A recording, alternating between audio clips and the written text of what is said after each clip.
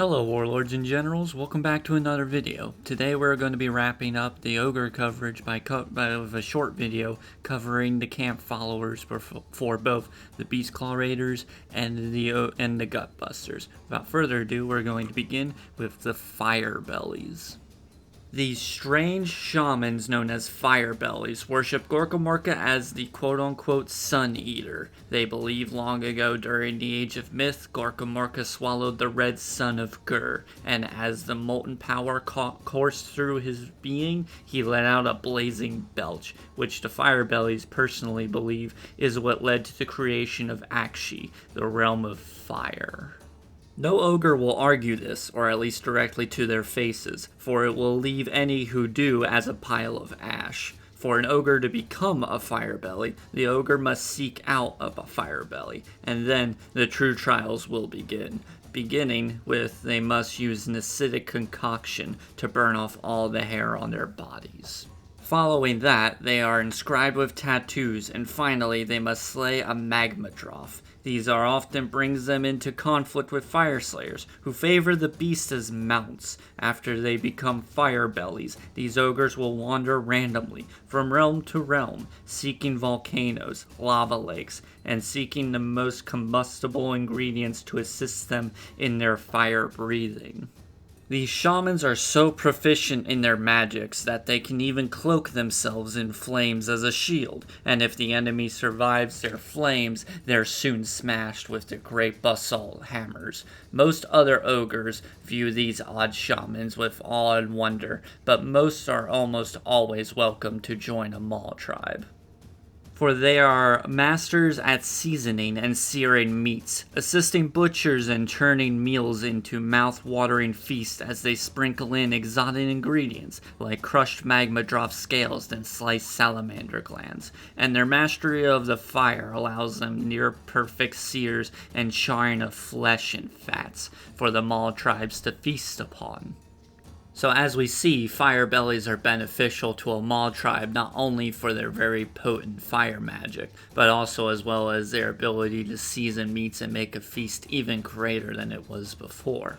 This is the benefit to having one join your Mawtribe, temporarily or permanently, depending on the whim of the shaman himself.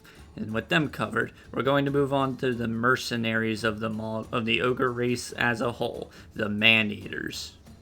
Among ogre kind, being a mercenary is an old friend and no stranger to their lifestyle. Ogres are happiest when slaying enemies and obtaining loot and food. Also of benefit to them to other factions will hire them for their services, be they elegant vampires, barbaric chaos lords, and even free girl generals will attempt to hire them.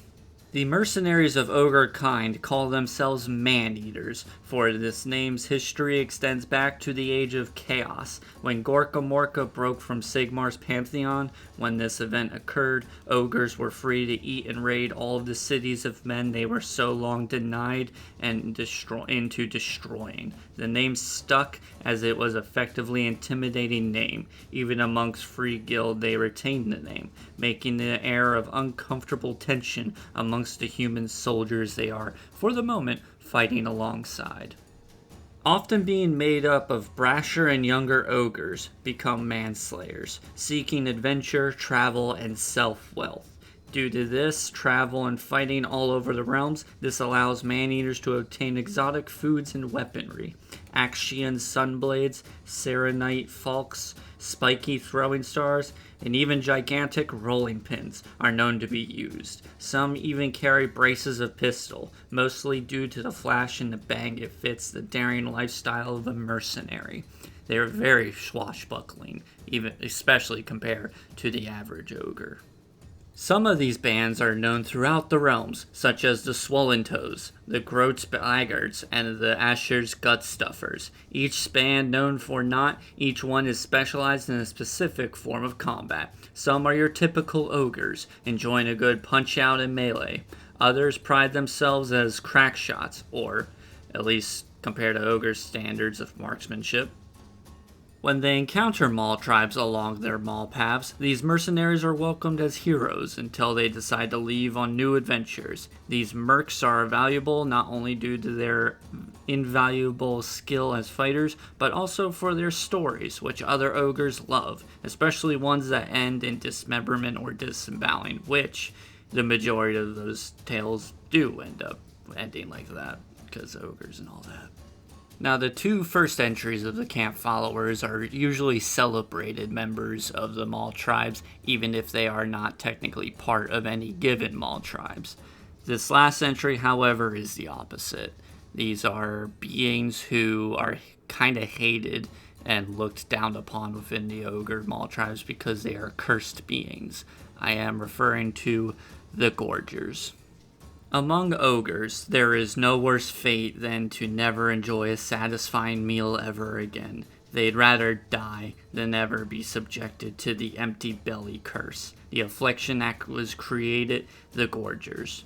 It is said that those who get this curse have displeased Gorkamorka, cursed to eat and be insanely ravenous, but have all the food turn to ash in their mouth and the food vanish before it even hits their stomach.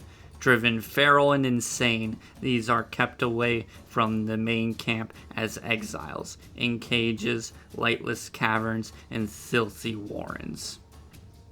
Only being given scrap meat and the bones by butchers, the only ones who can communicate with the insane creatures now. These monsters lack the paunchness of the other ogres, lean, sinewy, and having long arms with razor claws at the end of them.